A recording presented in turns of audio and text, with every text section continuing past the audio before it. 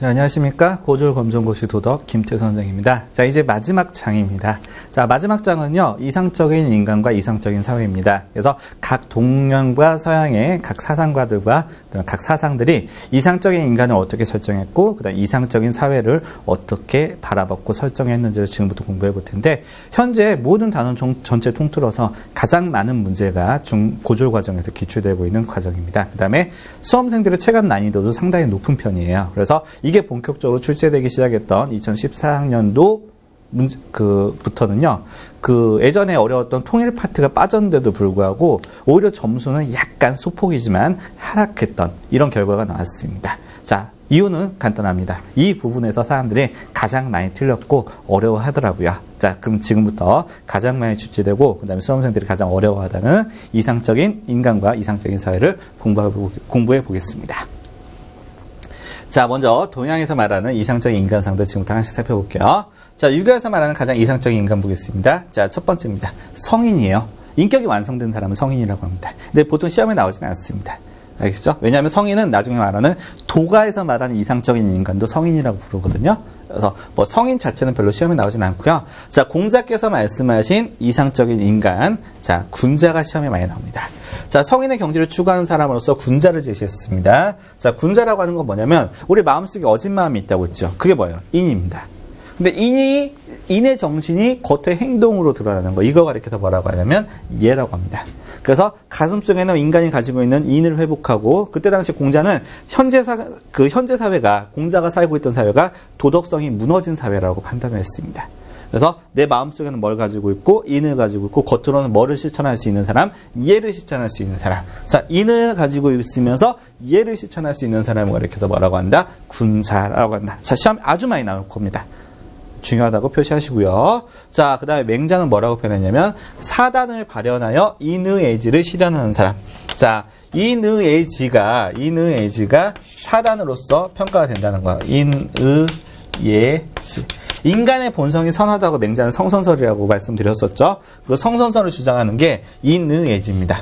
자, 인의예지가 어떻게 평가가 되냐면 어진 마음이죠. 어진 마음은 불쌍히 여기는 마음인 측은지심으로 겉으로 드러난다고 합니다. 그 다음 의라고 하는 건 의로운 마음이죠. 의로운 마음은 그 악을 미워하는 수오지심으로 겉으로 드러난다고 하고요. 자, 예절을 따지는 거죠. 그래서 사양할 줄 아는 마음인 사양지심으로서 나오고요. 자, 지는요, 옳고 그름을 분별할 수 있는 분별력, 십이지심으로서 나온다는 겁니다. 그래서 인간이 선하다. 왜 선하다고 했죠? 인의예지를 가지고 있다고 했잖아요. 그 인간의 인의예지 본성이 겉으로 드러나는 것. 이거 가리켜서 뭐라고 하냐면 사단이라고 표현합니다. 그럼 사단이 뭐예요? 측은지심, 수호지심, 사양지심, 십이지심. 이걸 말하는 겁니다. 아시겠죠? 절대 외우지 마세요. 그럼 절대 외울 필요 없습니다. 근데 바로 수능 준비하신 분들은 한번 해볼 필요가 있죠. 그렇지만 그거 아닌 이상 절대 외우지 마시고요. 자, 사단이 뭐다? 인간의 인의예지의 선한 마음이 겉으로 드러나는 것. 이렇게만 정리하시면 됩니다. 이게 제대로 표현되는 사람이 맹자가 말하는 뭡니까? 이상적인 인간이겠죠. 그래서 이런 것들을 제대로 표현하는 사람들을 가리켜서 뭐라고 해? 이거 사회적 의를 행하는 거죠. 겉으로 드러나는 거니까. 자, 이게 이제 사회적 의를 행하는 겁니다. 자, 그래서 맹자는 의를 행하는 걸 굉장히 중요시하게 생각했습니다. 그래서 어진 마음을 가지고면서 의를 행하는 사람들 굉장히 중요시하게 생각했는데, 자, 이 의를 행하는 사람들이 열심히 의로운 행동을 하게 되면 호연지기가 길러지고, 호연지기를 가지고 있는 사람들을 가리켜서 우리가 많이 쓰는 말, 사나이, 그 다음에 뭐가 나오죠? 사나이 대장부라고 표현한 겁니다. 그래서 맹자가 말하는 가장 이상적인 인간은 대장부입니다. 인과 예를 가지고 있으면서 더 나아가서 사회적 의를 행하고요. 뭘 바탕으로? 사단을 바탕으로 사회적 의를 행하고, 이걸 하다 보면 뭐가 길러진다? 호연지기가 길러진다. 호연지기가 길러지는 사람들을 가리켜서 뭐라고 한다? 사나이 대장부 할 때 대장부라고 합니다. 그래서 공자가 말하는 이상적인 인간의 가장 대표적인 표본은 인을 마음을 가지고 있고 이해를 실천하는 군자가 있다면, 맹자는 그보다 더 어지러웠던 시대에 살고 있었어요. 그래서 이해까지만 가면 안 되고 더해서 사회적 정의를 실천하는 의까지도 가야 됩니다. 인의예지에서 의까지 실천해야 돼요. 그래서 의를 행하다 보면 뭐가 길러지고 호연지기가 길러지고, 호연지기를 가지고 있는 사람을 가리켜서 뭐라고 한다? 사나이 대장부 할 때 대장부라고 표현했습니다. 있습니다. 자, 이것도 여러분들 그냥 간단히 한번 쭉 스토리상 한번 그냥 들어보면 보세요. 시험에 나오진 않습니다. 재정부 같은 경우에는. 자, 그 다음은 유가 봤고요. 그 다음에 이제 도가 보겠습니다. 자, 도가의 가장 대표적인 네 글자 단어 여러분들 배우셨죠? 뭡니까? 무의자연이죠. 그 무의자연의 삶을 제대로 실천하는 사람. 이게 도가에서 말하는 이상적인 인간입니다. 자, 도가에서 말하는 노자는요, 자연의 섭리대로 소박한 삶을 살아가는 인간, 무의자연이죠. 그러니까 인위적인 것을 배격하는 겁니다. 뭐 도덕, 인, 의, 예, 지, 사단 이런 것도 전부 다 뭐야? 인간이 만들어 놓은 인위적인 가치입니다. 그리고 다 필요 없다는 거죠. 그 다음에 장자는요, 세속을 초탈하여 자연과 내가 하나가 되는 경지. 이거 가리켜서 뭐라고 하냐면, 자, 물아일체의 경지라고 합니다. 물아일체. 장자는요, 물과 같은 삶을 가장 이상적인 삶을 살았습니다. 막힌 게 있으면 돌아가고요. 휘어진 게 있으면 휘어지고, 위에서 아래로 가고, 이런 식으로 가는 자연스럽게 사는 삶. 그래서 물과 같은 삶이 이상적인 삶이라고 해서 상선약수라고 표현하거든요, 이걸. 상선약수의 삶을 제대로 살다 보면 어느 순간에 자연과 내가 완전히 일치되는 삶을 살게 된다는 거예요. 이걸 뭐라고 그래? 무라일체의 경지라고 합니다. 자, 그 무라일체의 경지에 오른 사람들 가르쳐서 뭐라고 하냐? 지인, 천인, 아니면 진인. 그 다음에 아까 육아랑 똑같은 말이 뭐가 있다고 했어요? 성인, 아니면 신인, 이렇게 표현을 합니다. 그때그때 약간씩 틀려요. 아셨죠? 자, 이 장자의 사상 여러분들 굉장히 보면 뭐 굉장히 뜬구름 잡는 사상 같다고 하지만 요 최근 들어서 서양의 철학자들이 엄청나게 연구하고 있는 게 이 장자의 사상이에요. 굉장히 심오한 사상인데 장자의 사상 같은 경우는 굉장히 재밌습니다. 그래서 여러분들 나중에 윤리를 공부하시면요, 장자의 사상을 좀 깊이 있게 공부하실 필요가 있어요. 정말 대단하게 멋있는 사상 중에 하나입니다. 그래서 장자의 사상 같은 경우를 한마디로 표현하면 뭐냐면 진리의 상대성을 절대적으로 추구합니다. 예를 들어서 굉장히 이쁜 미인이 있어요. 굉장히 이쁜 미인이 있습니다. 서시가 이쁘다고 해봤자, 그건 우리의 관점이라는 거죠. 서시가 예쁘다고 해봤자, 물가에 있는 물고기들 입장에서는 뭐예요? 도망가야 돼. 괴물밖에 안 된다. 이렇게 바라보는 거죠. 저 장자는 자기가 정말 사랑하고 아꼈던 부인이 죽었는데도 불구하고, 장자의 부인이 죽었으니까 친구들이 왔잖아요. 친구들이 왔는데, 그 친구가 왔는데 장자가 부인 죽은 상에 엎혀서 덩실덩실 춤을 추고 있다는 겁니다. 왜? 인간의 생로병사를 초월했으니까. 그래서 죽음의 존재에 대해서 초월했으니까. 내가 왜 인간의 죽음에 대해서 나중에 또 다시 만날 건데, 우리 부인은 죽은 게 아니라 다시 흙으로 돌아가는 것 뿐인데 왜 내가 슬퍼해야 되냐라고 생각했던 사람도 장자고요. 그 다음에 장자의 제자들이 무덤을 크게 써주려고 하니까, 나는 어떻게 죽을 거다. 땅을 이불 삼아서, 땅에 누워서 우리 하늘을 이불 삼아서 죽을 거다. 뭐 이런 얘기도 남겼던 사람이 장자고요. 굉장히 멋진 말을 많이 남겨놨습니다. 그래서 무의자연, 무라일체의 경지, 이것들을 강조했던 게 도가에서 말하는 이상적인 인간입니다. 자, 불가 보겠습니다. 불가는 이상적인 인간이 두 가지가 있다고 했죠? 부처와 보살. 부처는 뭐야? 깨달음을 얻은 사람. 보살은 깨달음을 얻기 위해서 노력하면서 중생을 구제해주는 사람. 이렇게 정리하시면 됩니다. 그래서 보살을 상징하는 말이 있습니다. 그러니까 그 그림이 있어요. 보살이라고 하는 건요, 위에 깨달음을 얻기 위해서 막 달려가는 존재예요. 부처가 되기 위해서 달려가는 존재인데, 근데 문제는 뭐냐면 혼자 달려가는 게 아니에요. 보살은 수레를 끌고 갑니다. 근데 수레에 많은 중생들을 뒤에 태워가지고 수레를 끌고 가는 모습으로서 그려져 있는 게 보살이에요. 그래서 자, 부처라고 하는 건 진리를 깨달은 사람입니다. 보살은 거의 더 나아가서 자, 진리를 깨닫기 위해서 노력하면서 자, 많은 중생들을 구제해준 사람이에요. 그래서 부처라는 존재가 있고요, 깨달음 얻는 존재 부처가 있고, 그 다음에 중생이 있어요. 일반 사람들이 있어요. 그럼 그 가운데서 연결해주는 게 뭡니까? 보살이죠. 그래서 보살이라고 하는 건 위로는 깨달음을 추구하고 아래로는 중생을 구제하고자 노력하는 사람으로서, 당연히 중생까지도 같이 구제하려고 하니까 무슨 사람입니까? 이타적인 사람이죠. 남을 위하는 이타적인 사람이죠. 이런 보살을 강조하는 게 이제 대승불교예요. 자, 대승불교라고 하고요. 우리나라 불교가 대승불교죠, 대부분. 우리나라, 중국, 일본의 불교가 대승불교고요. 동남아시아에 있는 뭐 태국이나 미얀마 이런 나라들이 가지고 있는 불교는 이제 소승불교라고 표현을 하는데, 이건 뭐냐면 대승불교를 믿는 사람들이 소승불교를 까는 거예요. 그래서 지들이 소승이라고 붙인 겁니다. 이 승자가 무슨 승자면 술의 승자예요. 그러니까 우리는 큰 수레에 많은 사람들이 끌고 같이 가는 파고, 너네는 작은 수레에 혼자 타고 가는 사람들이란 겁니다. 그래서 요즘엔 소승불교라는 표현을 쓰면 안 됩니다. 정확한 표현으로 보면 뭐 요즘에 교과서에서는 상자부 불교 이렇게 나오는데, 상자부 불교도 소승불교 중에 하나의 파일 뿐이에요.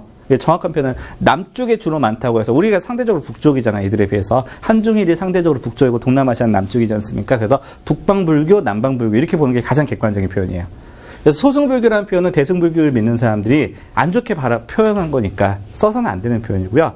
현재 교과서에 나와 있는 상자부 불교는 소승불교의 하나의 파를 그냥 전체화시켜가지고 표현하는 겁니다. 그래서 그냥 남방불교 아니면 북방불교 이렇게 표현하는 게 가장 객관적인 표현이니까 그런 표현 이런 같이 하셨으면 좋겠습니다. 그래서 자 보살이라는 표현은요 남방불교에서는 있을 수 없는 표현이죠. 남방불교에서는 자신이 스스로 깨달음을 얻어가지고 뭐가 되는 게 목적이에요. 자신이 수양을 통해서 자신의 심신의 단련을 통해서 부처가 되는 게 목적인 게 남방불교의 특징이라고 한다면 자 북방불교의 특징이라고 하면 뭘 강조해? 이 보살의 존재를 강조하죠. 그래서 상대방을 끌고 나가는 존재로서 굉장히 강조합니다. 이 보살하고 비슷한 게 뭐가 있죠?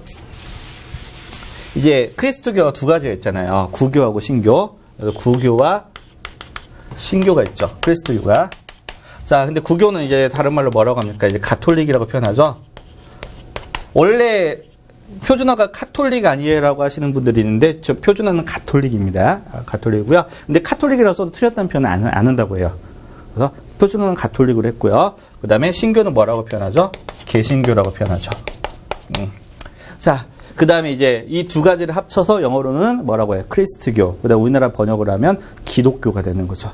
그래서 우리가 보통 이 교회 다니시는 분들이 약간 잘못 쓰는 것 중에 하나가 뭐냐면 기독교가 개신교만 상징하는 건 아니에요. 그래서 교회 다니시는 분들이 우리는 개신교야, 우리는 기독교야 하면 맞는 얘기야. 우리는 기독교 믿어요 하면 맞는 얘기예요.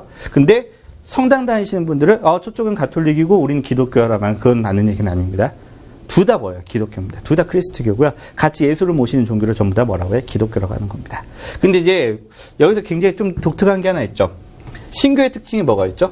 신과 인간 사이의 중간 계급을 인정하지 않는 겁니다. 신과 인간이 바로 소통할 수 있다는 게 개신교의 가장 대표적인 특징이에요. 그 다음에 우리 이제 구교의 가장 대표적인 특징은요. 이거랑 비슷합니다.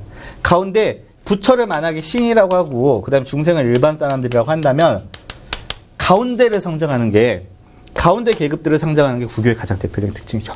그래서 가운데에는 우리 일반 사람들에게 신의 말씀을 전해주는 뭐가 있죠? 사제 계급들이 있죠. 사제 계급들, 신부님들이라고 표현하죠.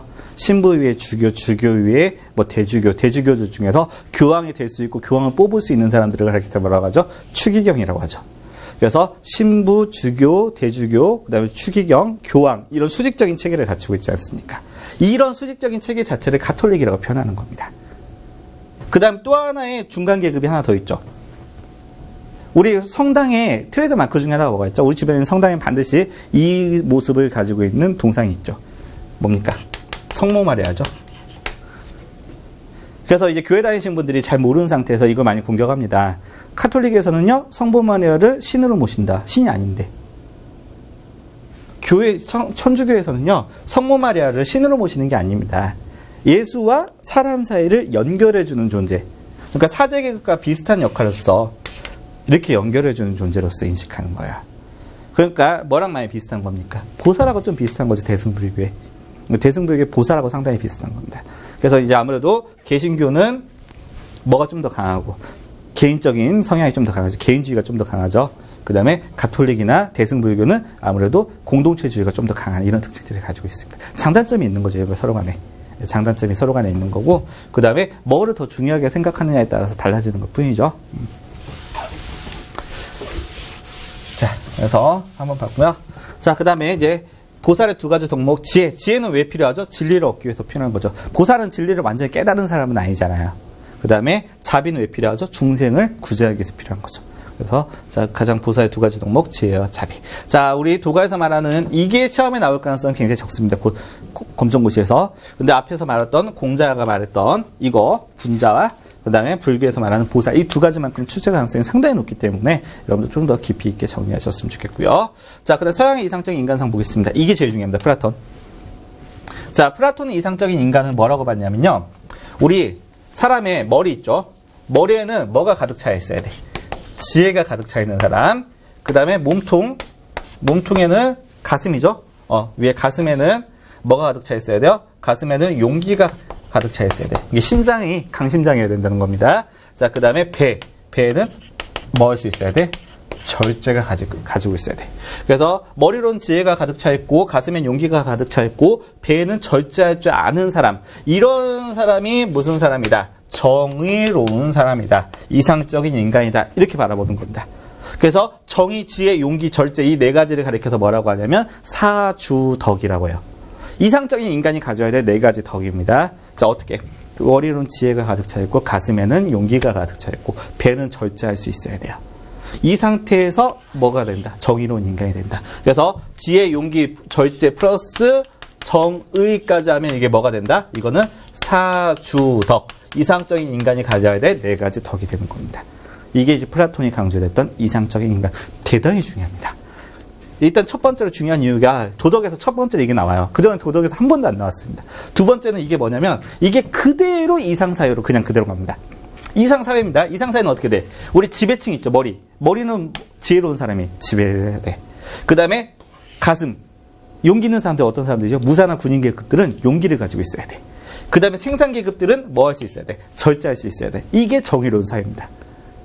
플라톤이 말한 이상사회는 이상인간이 그대로 투영된 거예요. 마찬가지로 이상적인 인간도 이상사회가 그대로 투영되는 거죠. 대단히 중요한 겁니다, 이게. 그래서 시험에 아주 많이 나옵니다. 아주 많이 나올 거고요, 앞으로도. 아시겠죠? 그래서 서양의 이상적인 인간상에서 가장 중요한 건 플라톤의 사주덕을 가지고 있는 이상적인 인간. 지혜, 용기, 절제, 정의까지 이 사주덕을 가지고 있는 네 가지 사주덕을 가지고 있는 이상적인 인간. 굉장히 중요합니다. 지혜를 사랑하는 사람 당연한 거니까 읽어보시고요. 자, 그 다음에 아리스토텔레스는 뭘 강조했습니까? 아까 문제에서 잠깐 봤었죠? 덕을 강조합니다. 덕 있는 사람도 이상적인 사람이라고 했고요. 자, 중용의 삶. 이게 좀 어렵습니다. 중용이라고 하는 게 뭐냐면, 자, 중용이라고 하는 건 두 가지의 가운데서 이 가운데를 지킬 줄 아는 거예요. 하나는 뭡니까? 만용이에요. 용기가 지나쳐서 넘치는 걸 만용이라고 하죠. 만용을 부린다고 할 때. 그 다음에 두 번째는 소심하고 비겁한 겁니다. 이 소심 비겁한 거와 만용사회에서 가운데를 지켜주는 자세. 이게 중용의 자세입니다. 이게 아리스토텔레스 이걸 굉장히 강조했던 거예요.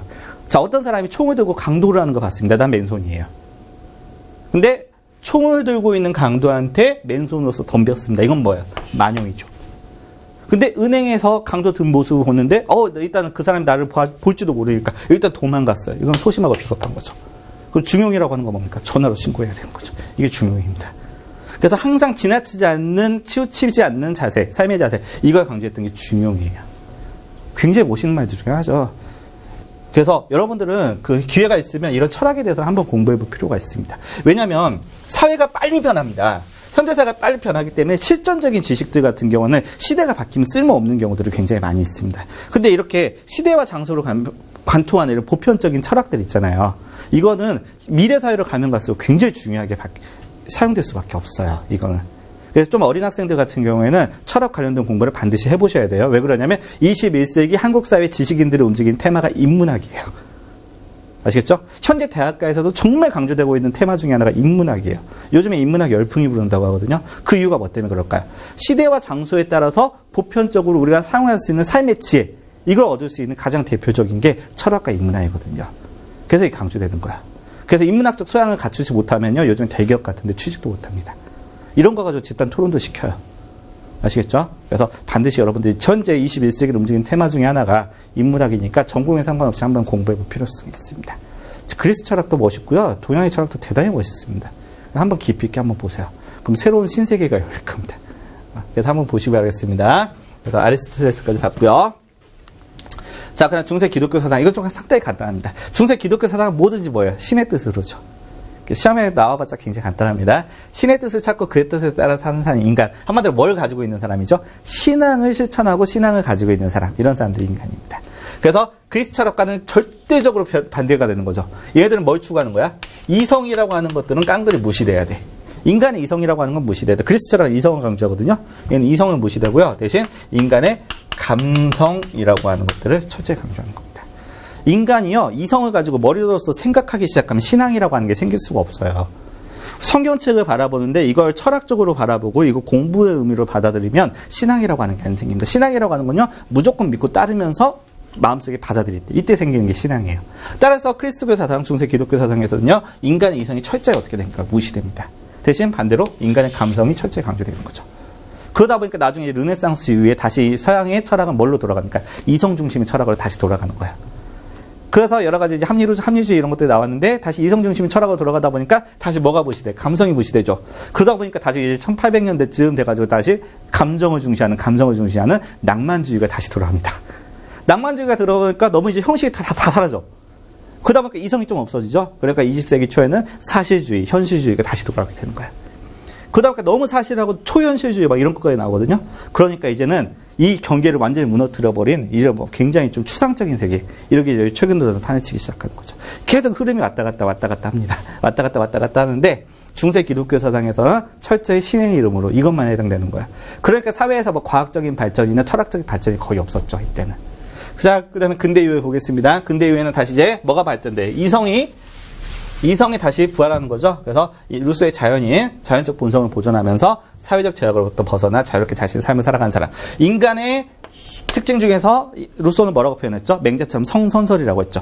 따라서 자연적 본성이 뭐가 됩니까? 선한 거니까 이것도 돌아가야 된다. 맞고요. 자, 칸트의 자율이라고 하는 건 뭡니까? 자유 플러스 책임이라고 했죠. 따라서 도덕률을 존중하고 자유의지에 따라 살아가는 인간. 그냥 읽어보세요. 이거는 시험에 나올 수 없으니까. 그 다음에 이거 깊이 설명하면 되게 힘들거든요. 근데 이거 한번 읽어만 보시고 넘어가셔도 아무 지적 없습니다. 그래서 그냥 한 번만 읽어보시고 넘어가셔도 됩니다. 자, 그 다음 보겠습니다. 이상적 인간성을 실현하기 위한 노력으로서, 자, 이런 것들을 왜 필요했던 거죠? 우리가 지금까지 공부했던 건. 자, 우리가 과연 이상적인 인간성이 현대인에게 주는 시사점이 있다는 거죠. 배울 게 분명히 있다는 겁니다. 그래서 우리가 한번 반성하면서 바라보는 성찰의 관점을 반드시 제공해 준다는 거죠. 그 다음에, 자, 이게 어떻게 노력하면 됩니까? 일단 전부 다 강조하는 거 있죠? 마음의 평정. 그래서, 자, 마음이 강한 사람이 진짜 강한 사람이다. 전부 다 같이 강조하는 겁니다. 그다음에 도덕적 자율성이 유지되고요. 그 다음에 이 타인의 삶에 대한 배려와 관심. 모든 사상에서 다 같이 유지하고 있는 거죠. 그 다음에 공동체적 삶을 지향하는데, 공공성을 추구하고 정의를 추구하는데, 유일하게 여기서 벗어나는 게 하나 있습니다. 그게 뭐가 있죠? 도가는 이거랑 벗어나는 거죠. 도가는 공동체를 강조하는 게 아니라 뭐야? 자연과 더불어 사는 삶을 강조하니까. 도가의 사상을 여기서 조금 벗어나죠. 그렇지만 현대사회에서 저나 여러분들이 사회를 구성하고 살잖아요. 그러면 사회를 구성하고 살고 사회 속에서 살기 때문에 이 공동선을 추구하고 정의를 추구하는 건 우리에게는 반드시 필요한 자세가 아닌가라는 생각은 다 같이 들 수 있겠죠. 이렇게 정리하시면 되겠습니다. 자, 그 다음 보겠습니다. 이제 이상사회죠. 동양에서 말하는. 지금까지 이상적인 인간을 봤고요. 지금부터 이상사회를 보겠습니다. 이상사회라고 하는 건 뭐? 인간이 생각할 수 있는 최선의 조건을 갖추고 있는 사회입니다. 따라서 그 사람이 속해 있는 환경에 따라서 이상사회는 전부 다 어떻게 다르게 표현될 수 있겠죠. 그 다음에 현실의 궁핍과 억압에서 해방된 사회. 물질적으로 풍요하다고 해서 궁핍이 없는 사회는 아니죠. 아무리 많이 가지고 있는 사람이라고 할지라도 궁핍과 억압이 있습니다. 빌 게이츠는 여러분들 뭐든지 다 여유로울 것 같아요. 그 사람도 굉장히 쪼들리는 게 있어요. 어떤 부분인지 모르겠지만 다 있습니다. 사람이라면 누구나 다 가지고 있어요, 이걸. 그래서 그 사람이 상경하는 이상적인 사회는 전부 다 그런 것들이 없는 사회를 가리키는 거죠. 그래서 사람들은 그 환경에 따라서 각자 이상사회를 그려보는 겁니다. 그려보는 상황에서 자, 이제 하나하나 이상사회가 나오는데, 자, 첫 번째입니다. 육아의 대동사회. 시험에 무조건 나온다고 보셔야 돼요. 지금까지 시험에 한 30번 넘게 나왔습니다. 굉장히 많이 나왔고요. 앞으로도 계속 많이 나왔고요. 공자님이 제시한 이상사회입니다. 간단히 말할게요. 모든 생산물은 공공의 것으로 여기는 사회. 네 거 내 거 별로 없는 거죠. 두 번째, 공평한 재화 분배에 이루어지는. 보통 이상사회를 추구하는 것들 중에서 기본적인 게 이게 나와요. 공평한 분배입니다. 정의죠, 정의. 이 정의를 강조하는 거예요. 그래서 공평한 분배인 사회적 정의를 강조되는 게 보통 이상사회에서 보통 공통으로 많이 나옵니다. 그래서 노동의 산물인 재화를 모든 사람이 공동으로 향유하고요. 이게 제일 중요한 거예요. 사회적 약자들도 살 수 있는, 마음 놓고 살 수 있는. 그럼 사회적 약자로 뭐가 있을까요? 아무래도 일자리가 없는 청년들, 돌봐줄 사람이 없는 노인들, 돌봐줄 사람이 없는 고아들, 돌봐줄 사람이 없는 과부들, 이런 사람들도 걱정 없이 살 수 있는 사회. 그래서 자, 다시 한번 말할게요. 자, 공동으로 생산해서 이건 중요하지 않습니다. 잘 나누는 게 중요한 거죠. 잘 나누고 사회적 약자도 걱정 없이 살 수 있는 사회. 이걸 공자님이 말하는 이상사회로서 평가하는데, 이 이름을 가리켜서 뭐라고 한다? 대동사회라고 한다. 시험에 아주 많이 나왔고 앞으로도 많이 나올 내용이니까 반드시 깊이 있게 정리하셔야 됩니다. 아시겠죠? 자, 첫 번째 대동사회 봤고요. 자, 두 번째입니다. 자, 도가의 소국 과민사회입니다. 자, 소국. 나라는 큰 나라가 좋다, 작은 나라가 좋다. 작은 나라가 좋다는 거죠. 과민. 과자가 무슨 과자냐면 적을 과자예요. 적을 과자. 노트에 적다가 아니라 양이 적다 할 때 적을 과자입니다. 여러분들 그 사회 시간에 독점 기업과 과점 기업 배우시잖아요. 독점이라고 하는 거 뭐예요? 공급자가 하나인 기업을 독점 기업이라고 하지 않습니까? 그럼 공급자가 소수인 경우 우리나라 굉장히 많죠. 우리나라 대부분 다 뭐예요? 이런 경우를 과점이라고 합니다. 우리나라 보세요. 그 핸드폰, 반도체, 자동차 대부분 만들 수 있는 회사가 2개 아니면 3개로 끝나잖아요. 이런 것들을 과점이라고 해요. 생산 기업이 적은 거. 그래서 자, 나라는 작고 백성은 어때? 적은 나라가 무슨 나라다? 이상적인 나라라고 하는 거죠. 자, 노자가 제시한 이상사회로서 자, 부국강병을 위한 큰 나라 많은 백성을 포기하고요. 사람들이 다투지 않고 겸손하게 사는 사회. 이런 소규모 농촌 공동체를 주장했던 게 노자의 소국과민입니다. 얼마만큼 작은 나라를 추구했냐면요. 한 나라에서 강아지가 짖으면 다른 나라에서 그 개소리를 들을 정도로. 무슨 말인지 아시겠죠? 2개의 나라가 있습니다. 근데 자, 2개의 나라가 이렇게 붙어 있는데 이 나라에서 개가 짖었어요. 그럼 이쪽 나라에서 그 개소리를 들을 수 있을 정도로 굉장히 작은 나라를 추구하는 게 도가의 소국과민입니다. 얼마만큼 작은 나라인지 아시겠죠? 자, 그 다음에 무의, 무욕. 자, 인위적인 것을 일제로 배경하고 그 다음에 욕심을 버리면서 이런 것들이 실천되는 사회. 그래서 인위적인 사회 제도나 질서, 도덕, 법칙 이런 것들을 전부 다 거부한다는 거죠. 그래서 문명의 발달이 없는 무의, 무욕의 상태. 이걸 가리켜서 뭐라고 한다? 소국과민이라고 한다. 자, 그 다음 불교의 미륵세상은 시험에 나오기는 힘듭니다. 자, 뭐라고 하죠? 극락이라고 하죠. 불교에서 말하는 이상적인 사람. 집착을 제거해야, 그 불교에서 모든 고통의 시발점은 뭐라고 했죠? 집착, 욕심이라고 했죠. 그래서 이걸 제거하여 고통과 괴로움이 없는 세계. 그 다음에 대립, 갈등, 해소, 억압, 궁핍이 없는 세상. 이런 것들을 극락이라고 하고요. 자, 미륵세상은 극락이 현실에 실현된 모습. 그래서 이 미륵세상이라고 하는 건 이 세상에 어떤 부처님이 내려오셔서 우리를 구제할 때, 미륵 부처님이 내려오셔서 이 세상을 구제할 때, 그때 오는 세상이 미륵세상입니다. 미륵 부처님이라고 하는 건 뭐냐면요. 석가모니 부처님은 모든 중생을 구제하지 못하고 열반으로 떠나셨어요. 그럼 나중에 몇 겁의 생활을 지나고 뭐가 온다는 거야? 새로운 부처님이 내려오셔서 많은 나머지 중생을 구제한다는 거예요. 이게 미륵 부처님입니다. 아시겠죠? 그래서 미륵 부처님이 나타나는 세상. 이게 미륵 세상이에요. 그래서 우리 현실에 우리 역사에서 역사가 좀 어지러울 때는 그 미륵 부처님에 관련된 얘기가 참 많이 나왔었죠. 그래서 미륵 부처님을 가지고 직접 권력을 잡았던 사람이 그 후 고구려를 세웠던 궁예도 있었고요. 자, 그 다음 보겠습니다. 서양의 이상향. 자, 플라톤 이상국가 제가 설명드렸죠. 자, 이상사회의 이상적인 인간. 그대로 투영된다고 했잖아요. 그래서 이상적인 인간은 머리는 뭐가 있어야 돼? 지혜가 있어야 되고, 가슴엔 용기가 있어야 되고, 배는 절제할 수 있어야 되잖아요. 이런 사람은 정의로운 사람. 이렇게 표현했죠. 마찬가지입니다. 자, 각 계급이 덕에 실현되어 정의가 구현된 국가. 자, 통치자 머리는요. 자, 지혜가 있어야 되고요.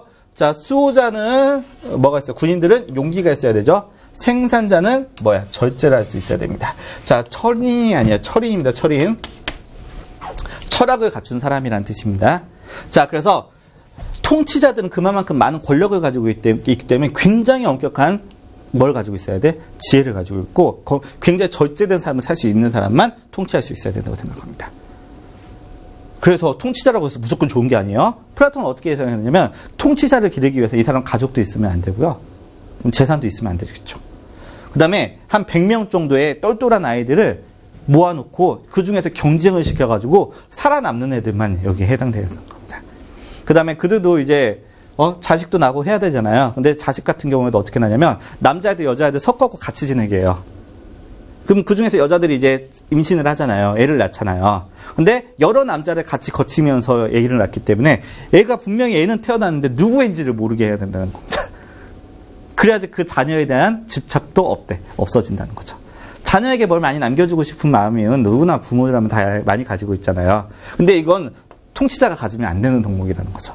그래서 플라톤이 진짜 싫어했던 정치체제가 있어요. 그게 뭘까요? 이런 철인들만 정치하는 게 아니라 개나 소나 다 같이 정치 참여하는 무슨 정치? 플라톤이 진짜 싫어했던 게 뭡니까? 이게 뭐야? 민주주의.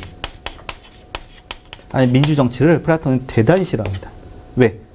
철학자들만 통치하는 게 아니라 지혜를 갖춘 사람만 통치하는 게 아니라 아무나 다 참여할 수 있기 때문에. 민주주의를 가리켜서 뭐라고 했죠? 그래서 중우 정치라고 표현한다. 중우. 어리석은 다수가 정치를 한다. 실제로 이런 현상이 있었죠.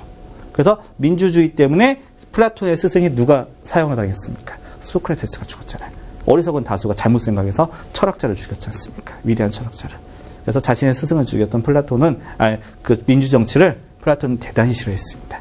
일리 있는 얘기죠. 이거는 민주정치는 최선이 절대 되었어요. 민주주의는 최선이 아닙니다. 민주주의는 최선이 아니에요. 절대. 민주주의는 뭘 막는 거예요? 최악을 막는 겁니다. 말 그대로 최선이 될 수 없어요. 민주주의는. 그래서 대단히 일리 있는 얘기죠. 근데 실제로 이게 가능할까요? 무인도 같은 데서 사람들 모아놓고 경쟁시켜놓고 살아남은 사람만 살고, 그 다음에 부부의 결혼이라는 개념도 없이 그냥 같이 살면서 애기 생기면 애도 같이 공동소유고, 이게 될까요? 이상이죠, 말 그대로. 이상인데, 어찌됐든 간에 이상이지만, 그래도 한번 생각해볼 만한 가치가 있는 거. 그래서 이상적인 사람이 이상적인 사회로 그대로 투영되는 플라톤의 이상세계 맞습니다. 자, 그 다음에 이성과 지혜를 갖춘 철인이 통치하는 철인, 그래서 이거 가르쳐서 그냥 철인 정치를 강조했다. 이렇게 정리하시면 되겠습니다. 자, 중세 기독교 사회 볼 거 없죠? 신의 모습을 잘 투영된 사회. 이게 무슨 사회? 기독교 이상사회입니다. 그 다음 시험에 이제 두 번째로 유명한 게 나오죠? 토마스 모어의 유토피아. 자, 유토피아는요, 만인의 노동 참여, 공동 노동 참여에 의해서 공동 생산하고요, 사회적으로 공동 소유하고, 재화에 따라서 자유롭고 평등한 접근이 이루어진 사회. 그 다음에 뭘 강조합니까? 그러니까, 자유롭고 평등한 접근이 강조되니까 공정한 분배를 강조하죠. 뭐랑 거의 똑같습니까? 공자님께서 말씀하신 뭐랑 거의 똑같아요. 대동사회랑 거의 똑같습니다. 아시겠죠? 대동사회랑 거의 똑같은 모습이라고 생각하시면 돼요. 유토피아라고 하는 건 토마스 모어라는 분이 실제로 존재하지 않는 이라는 뜻으로 만든 책이에요. 이게 실제로 이런 사회는 돌아올 수 없다고 바라보는 거죠. 당시에 토마스 모어 당시에는 영국에서 무슨 운동이 벌어지고 있었냐면 인클로저 운동이라고 하는 게 발생했어요. 인클로저 운동이라고 하는 건 가둔다는 뜻입니다. 인클로저라는 건. 뭘 가둬요? 이만한 땅이 있으면 거기에다 울타리를 쳐버린다는 겁니다. 이만한 땅에 만약에 농사를 지으려면 농부 10명이 필요해요. 10명이 필요한데 인클로저 울타리를 쳐가지고 여기서 뭘 키우는 거야? 양을 키우는 겁니다. 그럼 양을 키울 때는 농부 몇 명이 필요할까요? 말 그대로 양치기 소년 한 명과 개 한 마리만 있으면 양 키울 수 있잖아요. 울타리하고. 그럼 10명의 농부들은 어떻게 돼요? 쫓겨나는 거죠. 그래서 이걸 어떻게 표현했냐면 양이 사람을 잡아먹는다라고 표현했어요. 토마스 모어 씨는. 그래서 사회에 대해서 굉장히 비판적인 의식을 가지고 있었던 사람이죠. 근데 문제는 약간 아이러니하게 토마스 모어는요, 당시에 가장 높은 벼슬을 했던 분입니다. 대법관의 총리 다 했던 분이고요. 그 다음에 그때 당시 왕에게 직언을 할 수 있는 몇 안 되는 사람 중에 하나였어요. 왕에게 농담을 할 수 있는. 그때 당시 왕이 이제 헨리 8세라고 해서 굉장히 과격한 왕이었는데, 마음에 안 드는 사람 전부 다 막 다 죽이는 이런 왕이었는데, 왕에게 직언을 할 수 있는 몇 안 되는 사람 중에 하나가 이 토마스 모어였습니다. 근데 직언이 너무 지나쳐가지고 나중에 사형당해요. 이분도. 근데 왕이 끝까지 토마스 모어를 용서해주기 위해서 여러 가지 조건을 달았는데, 그 조건을 하나도 수용하지 않으면서 결과적으로 사형당하는 굉장히 좀 재밌는 분 중에 하나가 이 토마스 모어입니다.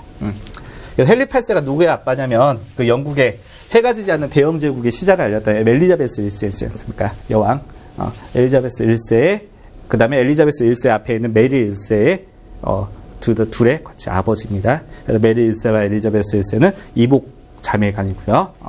이렇게 정리하시면 됩니다. 그 다음에 루소의 민주적 사회, 이건 거의 뭐가 똑같죠? 빈부의 차이가 없는 소농으로 조그만 자영농으로서 구성된 정치 공동체로서요. 직접 민주주의, 그러니까 통치자가 없다는 거죠. 모두 참여할 수 있는 직접 민주주의에서 스스로 다스리는 소농 공동체, 자영농민으로, 그러니까 자기 땅은 조그만 자기 땅을 가지고 농사를 짓는 자영농민으로 이루어진 소농 공동체를 주장했던 사람이 루소입니다.